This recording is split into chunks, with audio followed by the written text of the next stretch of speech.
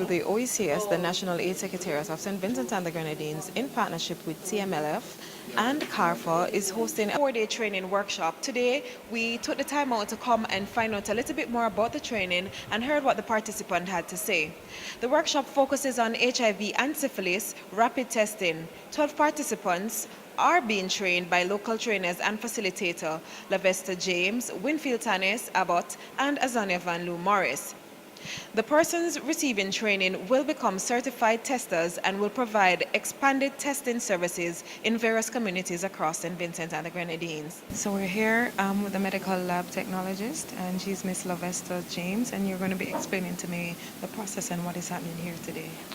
Okay, today we have a workshop, an HIV syphilis workshop, and we want to really test key populations and pregnant women. So what we are conducting first, the first part we would do lectures, and then the second part is where we will do the actual testing of specimen. And the specimen, we're testing the specimen for HIV and syphilis. So today we're doing the second part of the workshop because we did it Tuesday and Wednesday we did HIV, and today we are doing HIV and syphilis. So in terms of the type of test that we are doing, we have the determined syphilis, the syphilis health check, and the syphilis and HIV duo. The syphilis and the HIV duo that we are using is mainly for pregnant women. We hope to roll out that in the not too distant future. The syphilis, the determined syphilis alone, that would be used to just determine, well, it can be used as a conformity test, as well as the syphilis health check. That would also use as a conformatory. So like if we do the syphilis and HIV duo, one of those can be used as a backup to conform for rapid testing at rapid testing sites. We have 13 persons participating in the workshop. These persons were selected from the lab. So we have 2 lab staff here.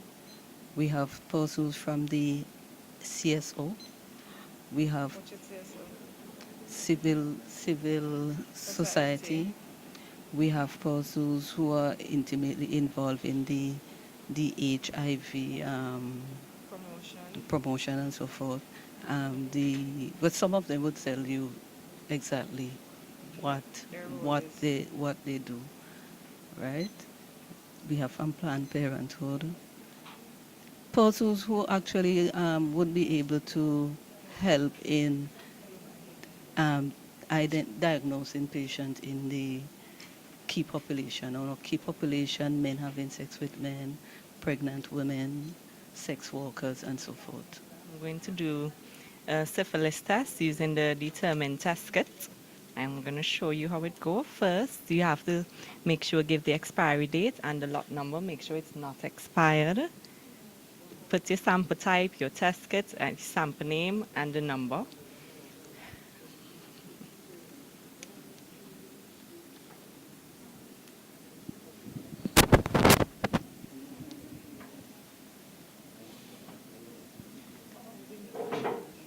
Make sure that you put 15, you're going to time it for 15 minutes. Can you get, no. When it's on the strip. Can you see? Yes. Then remove it. This is a sample that we're just trying.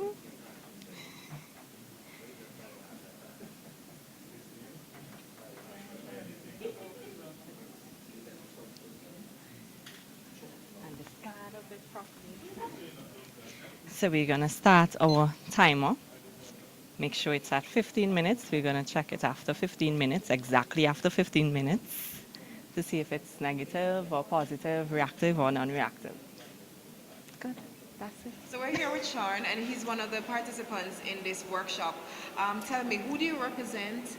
Why do you think this is important, and how has it been so far? Okay, so I represent an organization called Vincent. It's not new, but it's been around for some time. We're a civil society organization. We deal with young people, human rights issues, and LGBT members of St. Vincent and the Grenadines. That's our key population. And I was invited to this workshop as I've normally been invited to functions like this, whether it be with the Ministry of Health or generally with the HIV unit. And I think this workshop is timely, and it is important to build capacity for civil society members like myself so that I can go back to my community and pass on this information, because we have a serious problem in St. Vincent with regards to HIV and AIDS, and now we're being introduced to syphilis. So I think my representation here says to the unit, however, is that I can go back to these people, so they now have someone that they can work with in my communities. What has the training been like? How has it been? It has been intense. It's a lot of things that is new to me. Some of it I've known before, like from general information, but to me it's like a university course. I had to study. It's really intense. Okay, so now this is the final day of it. So you would have been empowered to do more for your community, more for your people, more for your country. How do you feel to have received this training? Well, I feel that I have been equipped with the right knowledge or information. I still have to do more research, however, because I just can't take just the 4 days to think I know everything.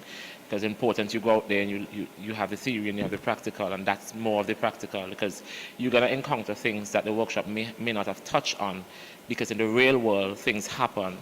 I think this information now, provides me the right tool to go and expand and also work with people in the various areas, whether it be HIV and AIDS or syphilis.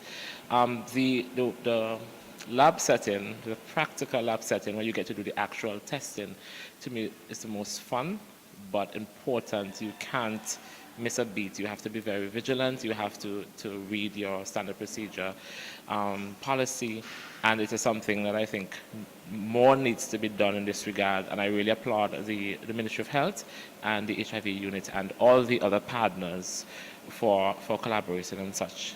We're here with Giselle, and she's another participant in this workshop. Tell me, who do you represent, and how beneficial has this workshop been to you so far? Good day. I represent St. Vincent Employers Federation, and so far for the 4 days I've learned a lot of information retained and will stick, and I'm able to go out now and teach others about HIV, not only HIV but syphilis as well. What has been the most challenging part of this process? I would say syphilis, learning about syphilis. Some words I can't even pronounce, but it's interesting.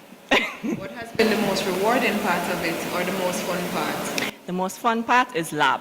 I love working in the lab. Getting to do the testing actually, how it's done. That's the fun part. Yes. Okay, so what encouragement would you give to Vincentians in terms of taking care of their health? I will say it's very important for you to take care of your health. It's no joke dealing with HIV, syphilis. What I've learned, I don't think you should get that. I don't think you want to get that virus or disease. So you should eat healthy, exercise, take good care of yourself, and make sure to protect yourself at all times. So we're here with Tasha, and he's one of the participants in this workshop. How has it been so far? It has been eye-opening and wonderful thus far. I have been introduced to a lot of things that I didn't know before, especially in the area of syphilis testing and just the syphilis virus in general. It has really been interesting. What is the most challenging part of this process for you?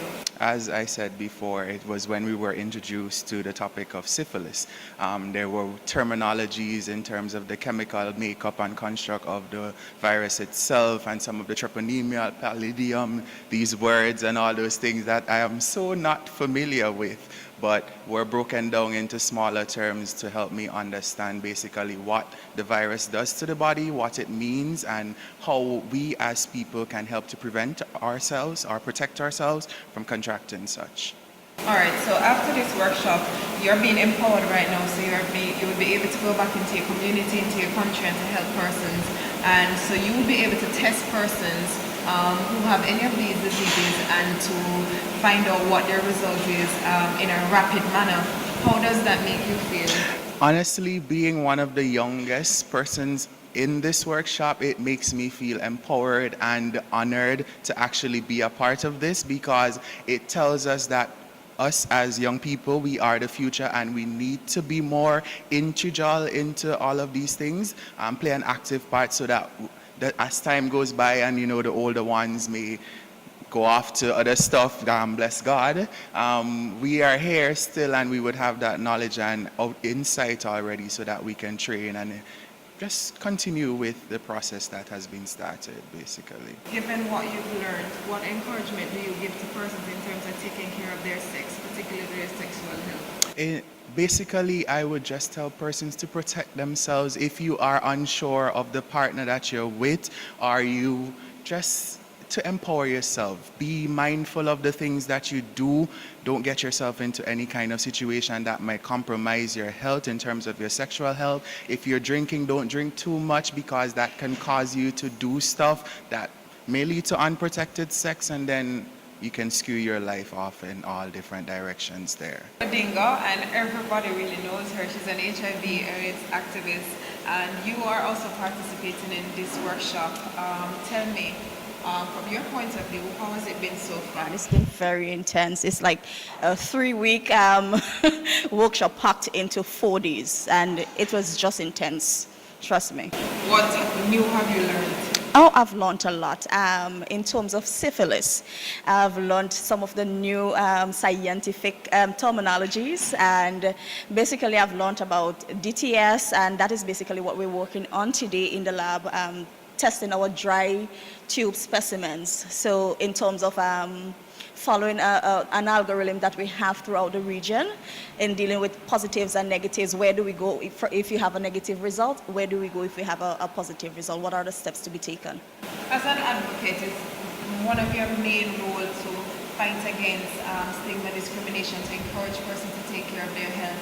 Now you're being empowered to also test persons and be able to give them some guidance in this direction. Well, how does this make you feel to be in this, to step in this shoe? I am very much enthusiastic, and I'm very much empowered about being in a situation like this, because I know from my experience, my personal experience, I know I can reach out in my community and do a lot more of what we've been doing over the last couple of years. I know that we have infected persons who are still being tested positive for syphilis, and this is because of their sexual practices, their behavioral choices. So I am very much happy that I have gotten the opportunity to be in the session of officially becoming a tester for syphilis and HIV rapid testing. This is carnival season. This is the season of fete. This is the season of drinking. And this is the season of sex.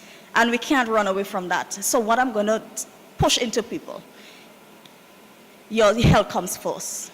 All right? And change have to start with us. And if we're going to talk about our push behavioral change communication, it first have to start with us as role models for everybody out there.